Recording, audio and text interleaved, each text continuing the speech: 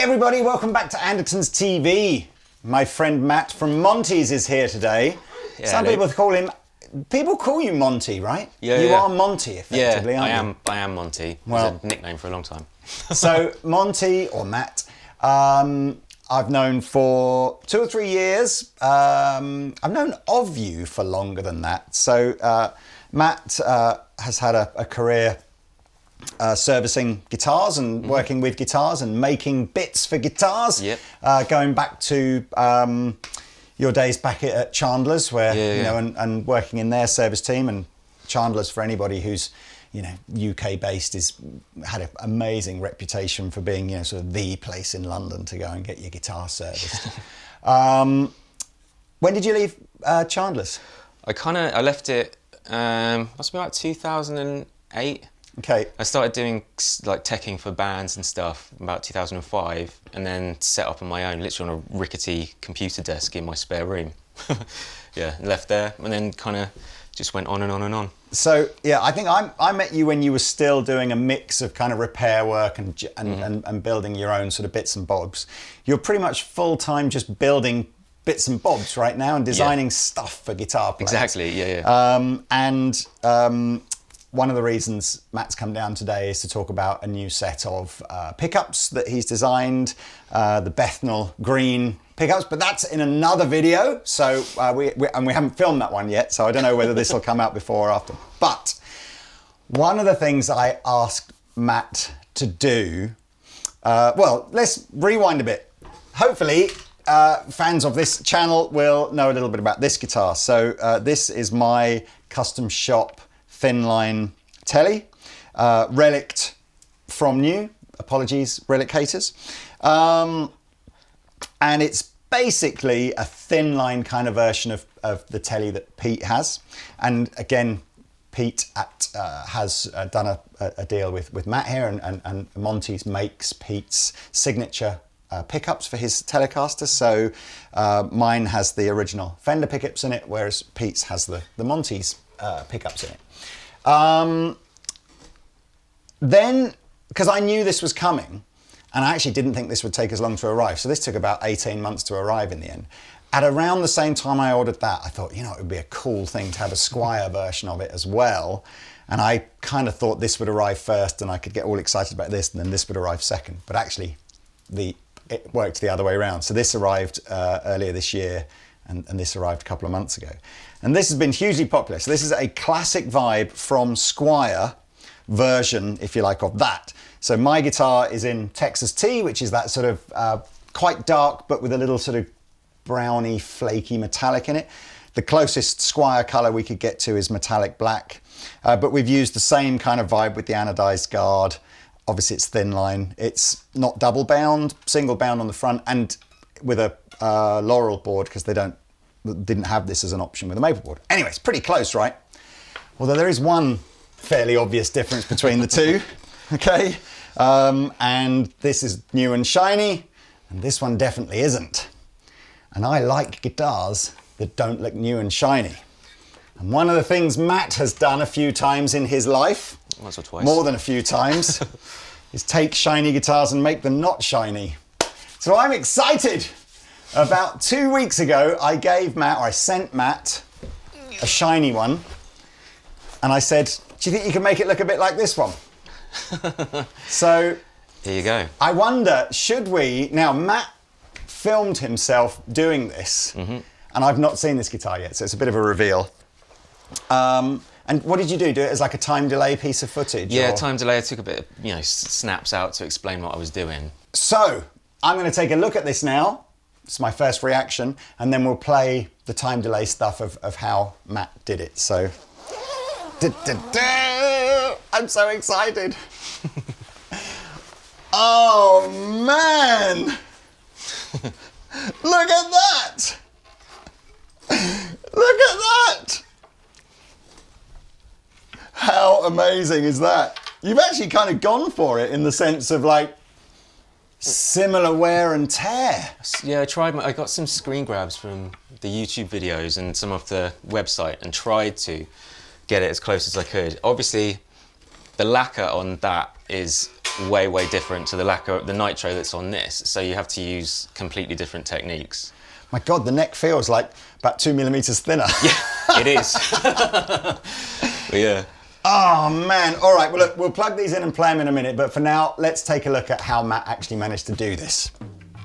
Hey, I'm Matt from Monty's, and I had a very interesting phone call the other day with the Anderton. He has just bought himself a Telecaster, also has these Squire versions of the same Telecaster, and he wondered if I could make this one look like his Custom Shop one. It was a bit tricky because the paint's poly, so that's gonna be a bit weird. Next on this one is rosewood, whereas his is maple, but you know, that's by the by. I've got some pictures off the website, so you can see it's pretty battered. The neck's all stripped. It's got this kind of weird wear under the bottom. Let's jump in.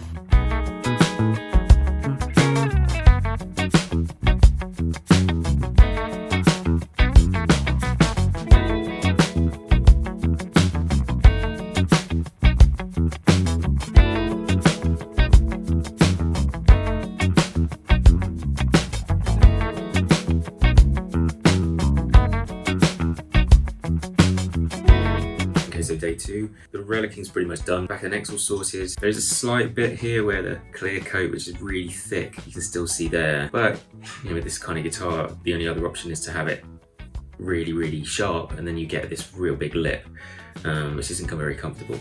Body's getting there. It's pretty much done. I've just got to polish it up, Relic wax into some of the bits here, just dirty those up a bit. And then it's kind of put it back together. I mean, again, the problem with these guitars is because the lacquer's so thick. Here, where I wanted to get down to the wood, there's like a, I don't know, 2 mil, something like that. So there is a lip there, but I think it looks pretty cool. It's got an air of the Captain's one. Now it's got to beat the scratch plate up a little bit. It's pretty sharp, so I'm just going to sand that back, put a loom in it, put some DP51s in it, bish bash bosh. Away we go. Oh God, do something with this headstock. It's very clean. Let's go.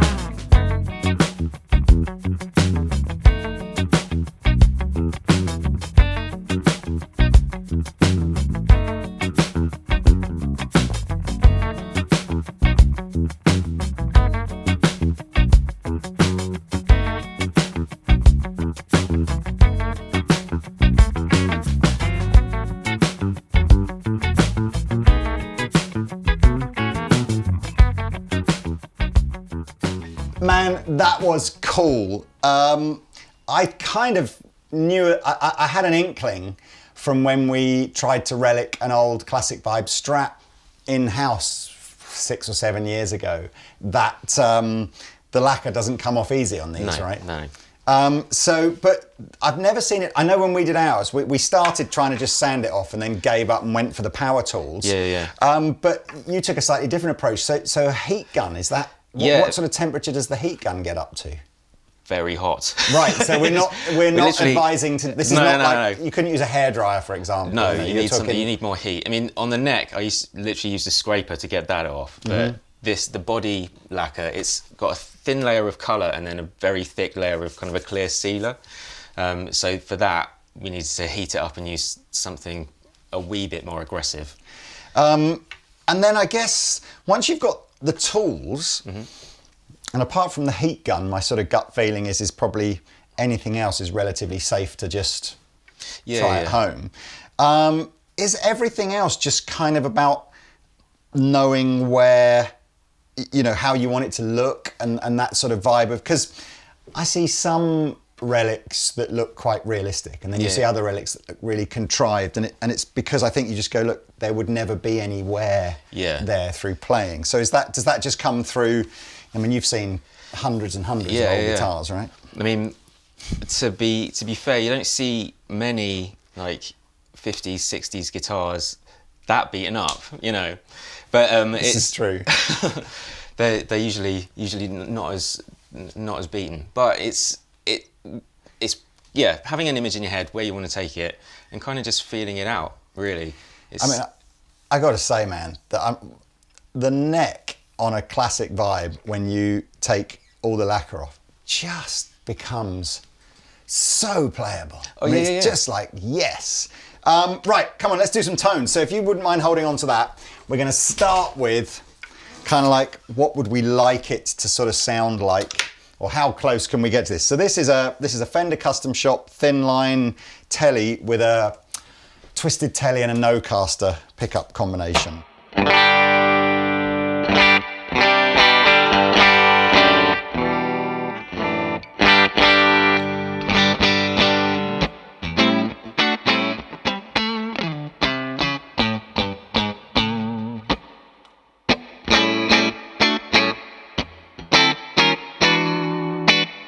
Little bit of drive from a Greer Lightspeed.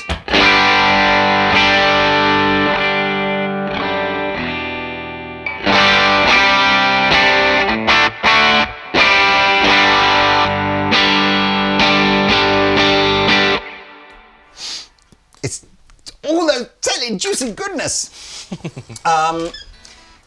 Okay, the original classic vibe with the stock classic vibe pickups in it. Clean again.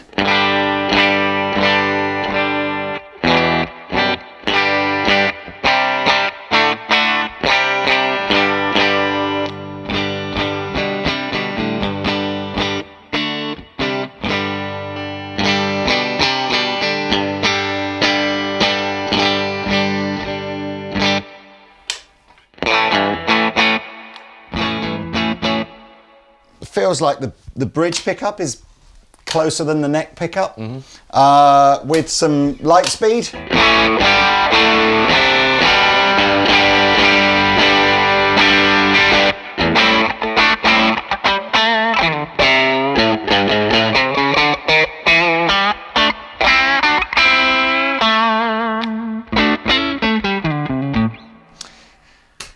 Okay, sounds decent. I mean, bearing in mind there's a tenfold price differentiator between what one of these would cost you and what one of those would cost you. Let's try this. Now, you've put some secret sauce inside it, right? Yeah, a little bit, giving it some helping hand. So as well as the Relic job, what did you upgrade inside? So it's got some DP51s in there, so they sound stonking anyway, and I've rewired it so it's wired actually like a 50s Les Paul, so the tone control works slightly differently and allows more top to come through, and it's also got 500k pots, which I think work better in Let's this see. guitar. Let's see.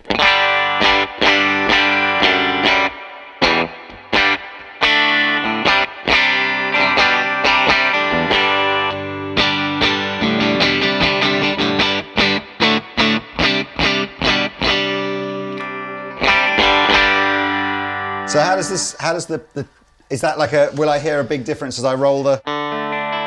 It's also got a 15 cap in it, which is slightly more subtle, but gives you more usable tones. And when you turn it all the way back, it's kind of like a cocked wah.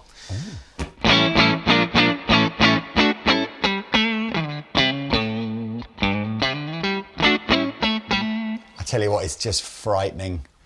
It's just, I honestly, if I really, really want to be critical about, not critical, but you know, observations about it, obviously on classic vibe you don't get that kind of rolled fretboard vibe. Although I suppose that's another thing that you could do if you wanted to spend more time on it. But the basic back of the neck, I have to get Pete in to try this in a minute, because the basic back of the neck just feels indistinguishable.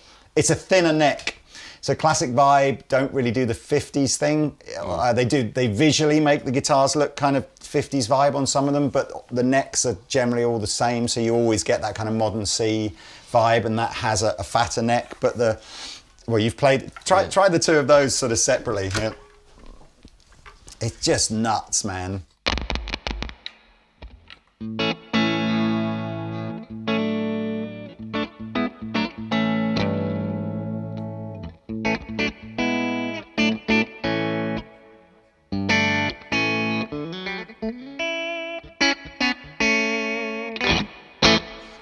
Yeah, Pete's neck is an enigma.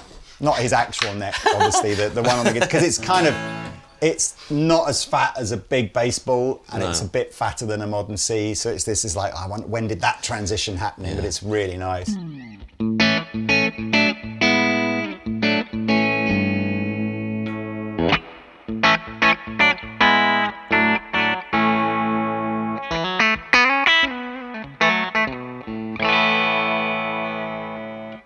Nice. That's an amazing job. So look, I know you did this as a massive favour, and you're a legend for doing it. And I'd love to sort of plug your services to other people, but you don't really do this for a living as such now, do you? Not anymore.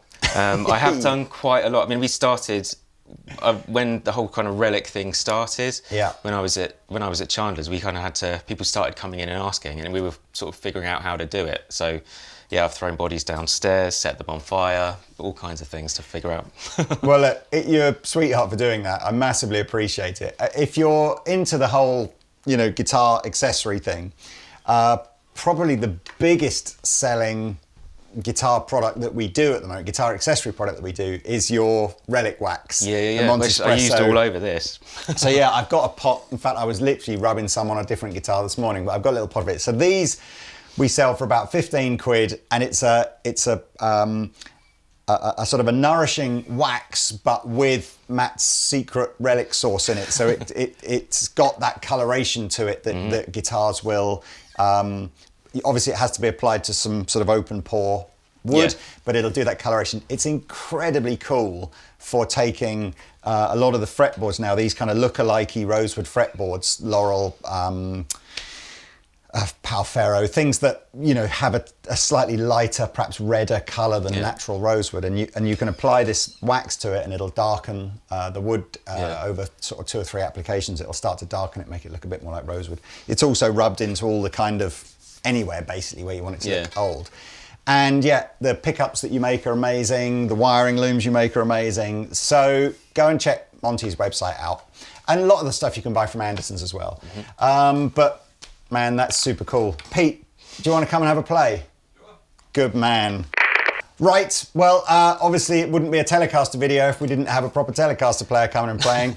So Pete's going to come in and sort of jam out. Maybe he'll play a little bit on this, maybe a little bit on all 3, I don't know, just but like a few seconds on each one just to get a vibe, and hopefully you can tell from his facial reaction which one he likes. But thank you so much, man. It's been a pleasure. And stay tuned, because we're going to do the video next on the new pickup that Monty's has designed, the Bethnal Green, which is a sort of a Peter Green inspired humbucking pickup.